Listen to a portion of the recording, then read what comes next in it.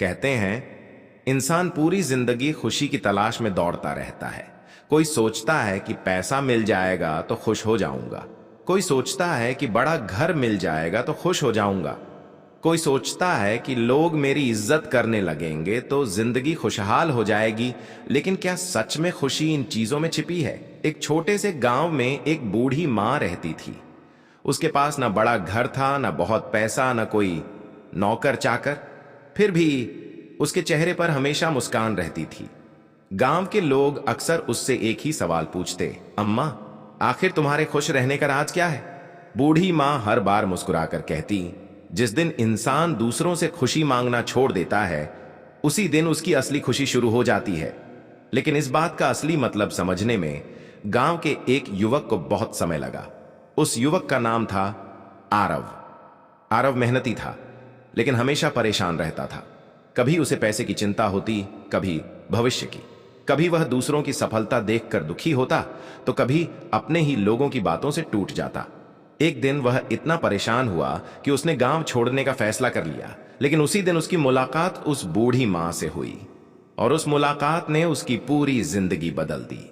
अध्याय 1। परेशान युवक। एक सुबह आरव गांव की पगडंडी पर अकेला बैठा था।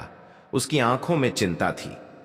वह अपने आप से कह रहा था, मैं इतना मेहनत करता हूं, फिर भी मेरी जिंदगी में खुशी क्यों नहीं है? तभी पीछे से एक धीमी आवाज आई, बेटा, अगर सवाल जिंदगी से पूछोगे तो जवाब मिलने में बहुत समय लगेगा। आरव ने पीछे मुड़कर देखा। वही बूढ़ी मां खड़ी थी। आरव बोला, अम्मा, आप मुझे क्या समझेंगी? मेरी जिंदगी में इतनी परेशानियां हैं कि मुझे समझ नहीं आता क्या करूं। बूढ़ी मां मुस्कुराई और बोली, परेशानी तुम्हारी जिंदगी में है या तुम्हारे मन में? आरव चुप हो गया। अम्मा ने कहा, चल मेरे साथ। दोनों धीरे धीरे गांव की तरफ चल पड़े। अध्याय 2। पहला रहस्य। अम्मा आरव को अपने छोटे से घर में ले गई। घर बहुत साधारण था। एक छोटी सी चारपाई, मिट्टी का चूल्हा, कुछ बर्तन और दीवार पर भगवान की एक तस्वीर। आरव ने पूछा, अम्मा, आपके पास तो कुछ भी नहीं है, फिर भी आप हमेशा खुश कैसे रहती हैं? अम्मा हंसकर बोली, मेरे पास कुछ नहीं है। फिर उसने अपने सीने पर हाथ रखा और कहा, मेरे पास संतोष है। आरव बोला, लेकिन संतोष से पेट थोड़ी भरता है। अम्मा ने कहा, पेट रोटी से भरता है बेटा, लेकिन मन संतोष से भरता है। फिर उसने कहा, चाणक्य की नीति को समझना हो तो सबसे पहले यह समझो कि मनुष्य की सबसे बड़ी गरीबी धन की कमी नहीं, बल्कि संतोष की कमी है। आरव ध्यान से सुन रहा था। अम्मा बोली, तुम्हारे पास जो है, तुम उसे छोड़कर उस चीज के पीछे भाग रहे हो जो तुम्हारे पास नहीं है, इसीलिए तुम दुखी हो। अध्याय 3। तुलना का जहर। अगले दिन अम्मा आरव को गांव के बाजार में ले गई। वहां एक व्यापारी की बहुत बड़ी दुकान थी। आरव ने उसे देखकर कहा, देखिए अम्मा, उसके पास कितना पैसा है। काश मेरे पास भी इतना पैसा होता। अम्मा ने कुछ नहीं कहा। थोड़ी दूर आगे बढ़कर उसने एक मजदूर को देखा। वह मजदूर धूप में काम कर रहा था। अम्मा ने पूछा, बेटा, क्या तुम इस मजदूर से ज्यादा सुखी हो? आरव ने कहा, शायद। अम्मा बोली, और वह मजदूर शायद किसी किसान को देखकर सोचता होगा कि काश उसके पास जमीन होती। किसान किसी अमीर को देखकर सोचता होगा कि काश उसके पास इतना पैसा होता। अमीर आदमी किसी राजा को देखकर सोच सकता है कि काश उसके पास इतनी ताकत होती। फिर अम्मा ने आरव की तरफ देखकर कहा, तुलना ऐसी आग है जो आदमी के पास मौजूद सुख को भी जला देती है। आरव को पहली बार अपनी गलती समझ आने लगी। वह हमेशा अपनी जिंदगी की तुलना दूसरों की जिंदगी से करता था। अध्याय 4। अतीत का बोझ। कुछ दिनों बाद आरव फिर अम्मा के पास आया। उसने कहा, अम्मा, मेरे साथ पहले बहुत बुरा हुआ है, मैं उसे भूल नहीं पाता। अम्मा ने पूछा, क्या हुआ? आरव ने अपने पुराने दुखों की पूरी कहानी सुनाई। किसी ने उसे धोखा दिया था, किसी ने उसका मजाक उड़ाया था, किसी ने उसकी मेहनत की कद्र नहीं की थी। अम्मा ने उसकी बात सुनी और फिर एक मिट्टी का घड़ा उठाकर उसके हाथ में दे दिया। कहा, इसे पकड़कर चलो। आरव कुछ दूर तक घड़ा लेकर चलता रहा। कुछ देर बाद उसके हाथ में दर्द होने लगा। वह बोला, अम्मा, हाथ दुख रहा है। अम्मा ने कहा, घड़ा भारी है। आरव बोला, बहुत। अम्मा मुस्कुराई, घड़ा उतार दो। आरव ने घड़ा जमीन पर रख दिया। अम्मा बोली, दुख भी इसी घड़े जैसा है। कुछ देर तक पकड़ोगे तो दर्द होगा, पूरे दिन पकड़ोगे तो और ज्यादा दर्द होगा, सालों तक पकड़कर रखोगे तो तुम्हारी पूरी जिंदगी बोझ बन जाएगी। बीता हुआ कल वापस नहीं आएगा, लेकिन आज तुम्हारे हाथ में है। आरव की आंखों में आंसू आ गए। उसने पूछा, तो अतीत को कैसे छोड़ूं? अम्मा बोली, माफ करके। जिसने तुम्हें दुख दिया उसे अपने मन में बार बार सजा मत देते रहो। उसने जो किया उसकी सजा जिंदगी उसे देगी। तुम अपने मन को क्यों सजा दे रहे हो? अध्याय 5, लोगों की बातें एक दिन। आरव ने कहा, अम्मा, मुझे लोगों की बातें बहुत परेशान करती हैं। कोई मेरी तारीफ करता है तो मैं खुश हो जाता हूं, कोई मेरी आलोचना करता है तो मेरा पूरा दिन खराब हो जाता है। अम्मा ने कहा, तो तुम अपनी खुशी की चाबी दूसरों के हाथ में दे चुके हो। आरव चुप हो गया। अम्मा ने कहा, बेटा, दुनिया में लोग तब भी बोलेंगे जब तुम कुछ नहीं करोगे, और तब भी बोलेंगे जब तुम बहुत कुछ करोगे। इसलिए लोगों की आवाज सुनो, लेकिन अपने जीवन का फैसला अपनी बुद्धि से करो।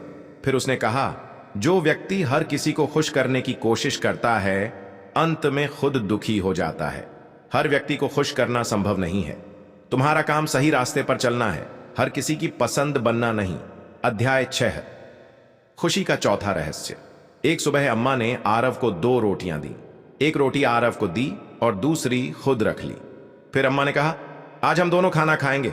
आरव ने पूछा, बस इतनी सी रोटी? अम्मा बोली, जब भूख सच्ची हो तो साधारण रोटी भी स्वादिष्ट लगती है। दोनों ने खाना शुरू किया। खाने के बाद अम्मा ने पूछा, कैसी थी? आरव मुस्कुराकर बोला, बहुत अच्छी। अम्मा ने कहा, खुशी चीजों में नहीं, देखने वाले की नजर में होती है। जिस इंसान को हर चीज में कमी दिखाई देती है, उसके पास महल भी हो तो वह दुखी रहेगा, और जिसे छोटी चीजों में भी आभार दिखाई देता है, वह झोपड़ी में भी मुस्कुरा सकता है। फिर अम्मा ने आरव से कहा, आज से रोज रात को 3 चीजों के लिए धन्यवाद देना। आरव ने पूछा, किसे? अम्मा बोली, जिसे तुम मानते हो। बस इतना सोचो कि आज तुम्हारे पास क्या अच्छा था। तुम्हारी सोच धीरे धीरे बदलने लगेगी। अध्याय 7, धन और खुशी। कुछ समय बाद आरव को एक अच्छा काम मिल गया। अब उसके पास पहले से ज्यादा पैसा आने लगा। वह बहुत खुश हुआ, लेकिन कुछ ही महीनों बाद उसकी इच्छाएं भी बढ़ गईं। पहले उसे छोटा घर अच्छा लगता था, अब उसे बड़ा घर चाहिए था। पहले साधारण कपड़े अच्छे लगते थे, अब महंगे कपड़े चाहिए थे। पहले वह थोड़े पैसों में खुश था, अब ज्यादा पैसा होने के बावजूद चिंता करने लगा था। वह फिर अम्मा के पास गया। अम्मा ने कहा, तुम्हारी कमाई बढ़ी है या इच्छाएं? आरव बोला, इच्छाएं। अम्मा हंसकर बोली, यही कारण है कि तुम्हारी खुशी नहीं बढ़ी। फिर अम्मा ने कहा, धन कमाना गलत नहीं है। धन जीवन को आसान बना सकता है, लेकिन धन को अपनी खुशी का मालिक बना देना खतरनाक है। पैसा साधन है, जीवन का उद्देश्य नहीं। अध्याय 8, सबसे बड़ा धन। एक दिन गांव में एक बूढ़ा आदमी बीमार पड़ गया। उसके पास इलाज के लिए पैसे नहीं थे। आरव ने अपनी कमाई में से कुछ पैसे उसकी मदद के लिए दे दिए। बूढ़े आदमी ने हाथ उठाकर उसे आशीर्वाद दिया। उस दिन आरव को अंदर से ऐसी खुशी मिली जो उसे बहुत पैसा कमाने के बाद भी नहीं मिली थी। वह अम्मा के पास गया। अम्मा मुस्कुराई और बोली, आज तुम्हें खुशी का सबसे बड़ा रहस्य समझ आया? आरव ने पूछा, क्या? अम्मा बोली, जब तुम्हारी खुशी सिर्फ तुम्हारे लिए होती है तो वह छोटी होती है। जब तुम्हारी खुशी किसी दूसरे के चेहरे पर मुस्कान लाती है तो वह बहुत बड़ी हो जाती है। मदद करो लेकिन दिखावे के लिए नहीं, दान करो लेकिन अहंकार के लिए नहीं, किसी का हाथ पकड़ो लेकिन बदले में कुछ मांगने के लिए नहीं। अध्याय 9, बूढ़ी मां का रहस्य। एक दिन आरव ने अम्मा से आखिर पूछ ही लिया, अम्मा, अब मुझे सच सच बताइए, आपके जीवन में भी तो बहुत दुख आए होंगे, आप इतनी खुश कैसे रहती हैं? अम्मा कुछ देर शांत रही। फिर उसने कहा, मेरी जिंदगी में भी दुख आए।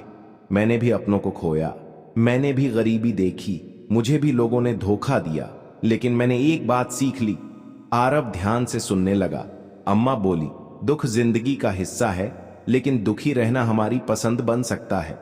बारिश आएगी तो हम बारिश रोक नहीं सकते, लेकिन छाता लेकर चल सकते हैं। समस्या आएगी तो हम उसे हमेशा रोक नहीं सकते, लेकिन अपने मन को मजबूत बना सकते हैं। फिर अम्मा ने कहा, चाणक्य नीति का एक बड़ा जीवन संदेश यही है कि बुद्धिमान व्यक्ति परिस्थिति का गुलाम नहीं बनता, वह परिस्थिति को समझता है और अपने कर्म पर ध्यान देता है। अध्याय 10। आखिरी परीक्षा। 1 साल बीत गया। आरव अब बदल चुका था। वह मेहनत करता था, पैसा कमाता था, लेकिन दूसरों से तुलना नहीं करता था। लोग क्या कहते हैं, इसकी चिंता कम हो गई थी। अतीत का बोझ उसने उतार दिया था। वह जरूरतमंदों की मदद करता था और हर रात अपने जीवन की अच्छी चीजों के लिए आभार व्यक्त करता था। लेकिन एक दिन उसकी जिंदगी में बहुत बड़ी समस्या आ गई। उसका काम बंद हो गया। उसकी जमा पूंजी भी धीरे धीरे खत्म होने लगी। आरव को दुख तो हुआ, लेकिन इस बार वह टूट नहीं गया। वह सीधे अम्मा के पास गया। अम्मा ने पूछा, क्या हुआ? आरव बोला, मेरा काम चला गया। अम्मा ने कहा तो? आरव ने कहा, बस इतना ही। अम्मा मुस्कुराई, क्या तुम स्वस्थ हो? हाँ। तुम्हारे हाथ पैर काम कर रहे हैं? हाँ। तुम्हारे पास बुद्धि है? हाँ। तुम मेहनत कर सकते हो? हाँ। अम्मा बोली, तो तुम्हारे पास शुरुआत करने के लिए अभी भी बहुत कुछ है। आरव की आंखों में आत्मविश्वास लौट आया। अध्याय 11। नई शुरुआत। आरव ने फिर से काम शुरू किया। इस बार उसने अपनी पुरानी गलतियों से सीख ली। उसने मेहनत की। कुछ समय बाद उसका काम पहले से भी अच्छा चलने लगा। अब गांव के लोग उससे पूछने लगे, आरव, तुम इतने बदल कैसे गए? आरव मुस्कुराकर कहता, मुझे एक बूढ़ी मां ने सिखाया कि खुशी बाहर नहीं, भीतर पैदा होती है। लेकिन एक दिन जब आरव अम्मा के घर पहुंचा तो घर का दरवाजा बंद था। उसने पड़ोसी से पूछा, अम्मा कहां हैं? पड़ोसी ने कहा, बेटा, अम्मा कुछ दिन पहले ही इस दुनिया से चली गई। आरव के पैरों तले जमीन खिसक गई। वह चारपाई के पास बैठ गया। उसकी आंखों से आंसू बहने लगे। उसे अम्मा की सारी बातें याद आने लगीं। संतोष, तुलना, अतीत, लोगों की बातें, मदद और खुशी। अचानक उसे चारपाई के नीचे एक छोटी सी लकड़ी की पेटी दिखाई दी। उसने पेटी खोली। अंदर एक कागज रखा था।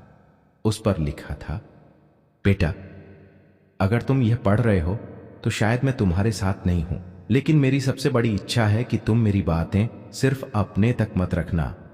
जिस तरह मैंने तुम्हें खुशी का रास्ता दिखाया, उसी तरह तुम भी किसी परेशान इंसान को यह रास्ता दिखाना। नीचे सिर्फ एक लाइन लिखी थी, खुश रहना कोई परिस्थिति नहीं, एक कला है। आरव फूट फूट कर रो पड़ा।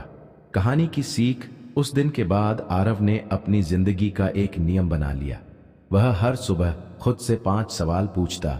पहला, क्या मैं आज अपने काम पर ध्यान दूंगा? दूसरा, क्या मैं किसी से अपनी तुलना नहीं करूंगा? तीसरा, क्या मैं बीती हुई बातों को आज की खुशी खराब नहीं करने दूंगा? चौथा, क्या मैं लोगों की हर बात को अपने दिल पर नहीं लूंगा? पांचवा, क्या आज मैं किसी एक इंसान के चेहरे पर मुस्कान लाने की कोशिश करूंगा? और धीरे धीरे आरव की जिंदगी बदलती चली गई।